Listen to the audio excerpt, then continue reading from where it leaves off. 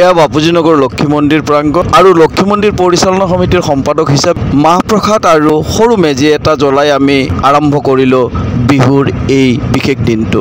যাব ওলাইছো শাস্ত্ৰীনগৰ বিহু বাকৰিলৈ। আজিৰ পৰা আৰম্ভ হৈছে অসমীয়াৰ বাপতি সাহন ভোগালী বিহু আৰু মই শাস্ত্ৰীনগৰ ভোগালী বিহু বাকৰিৰ পৰা সমগ্ৰ অসমবাসীক ভোগালী বিহুৰ শুভেচ্ছা জ্ঞাপন কৰিছো।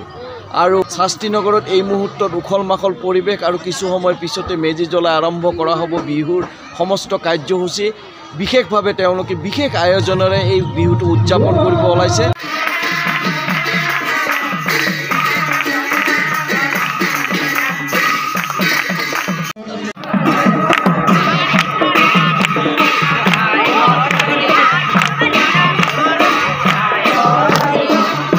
চৌপাশে বিয়পি পৰিছে আনন্দৰ বন্যা। গীত মাত নাম প্ৰসংগৰে গোটেই পৰিৱেশটোৱে উতলা হৈ পৰিছে। ডেকা বুঢ়া যুৱক যুৱতী কণ কণ শিশু আটাই ওলাই আহিছে শিলডল ভাগি। আৰু এয়া মেজি জ্বলোৱাৰ পূৰ্বে আইসকলে পিঠা চিৰা লাৰু আদি নৈবেদ্য আগবঢ়াই ধূপ চাকি জ্বলাই সমাজখনৰ দেশৰ নিজৰ অঞ্চলৰ অপায় অমংগল দূৰ কৰাৰ বাবে প্ৰভুৰ শ্ৰীচৰণত সেৱা আগবঢ়াইছে। ডাউ ডাউকে জ্বলি উঠিছে মেজিৰ জুই।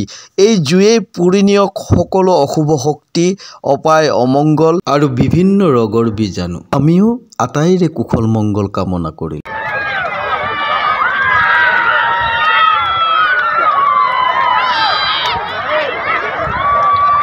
বাঁহ বেত খেৰ আদি থলুৱা সামগ্ৰী নিৰ্মাণ কৰা হৈছে তৰণ। সজাই তোলা হৈছে বিহু বাকৰিৰ চৌপাশ। আকাশচুম্বী নিৰ্মাণ কৰা হৈছে মেজি। জানিব পৰা মতে এই মেজিটোৰ উচ্চতা হৈছে 65 ফুট। চহৰৰ বিভিন্ন প্ৰান্তৰ লোক আহি ভিৰ কৰিছে এই বিহুতলীত।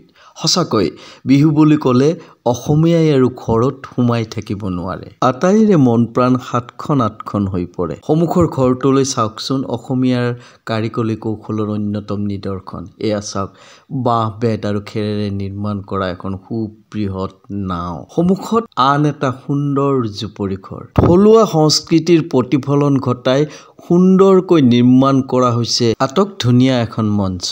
সঁচাকৈ আয়োজক সমিতিৰ এই সুৰুচিসম্পন্ন চিন্তাক সাধুবাদ নিদিয়াকৈ থাকিব নোৱাৰি। আৰু সেই শাস্ত্ৰীনগৰৰ এই বিহু চহৰবাসীৰ বাবে আকৰ্ষণৰ অন্যতম স্থলী হিচাপে পৰিগণিত হৈ আহিছে। অসম আৰু অসমীয়া থকালৈকে বিহু থাকিব আৰু বিহু থকালৈকে অসম থাকিব। বিহু বুলি ক'লেই অসমীয়াৰ মন প্ৰাণ নাচি উঠে আৰু সেই গাঁৱৰ পৰা চহৰলৈকে সকলো প্ৰান্ততে অসমীয়াই শিলডল ভাঙি ওলাই আহিছে ভোগালীক উদযাপন কৰিবলৈ।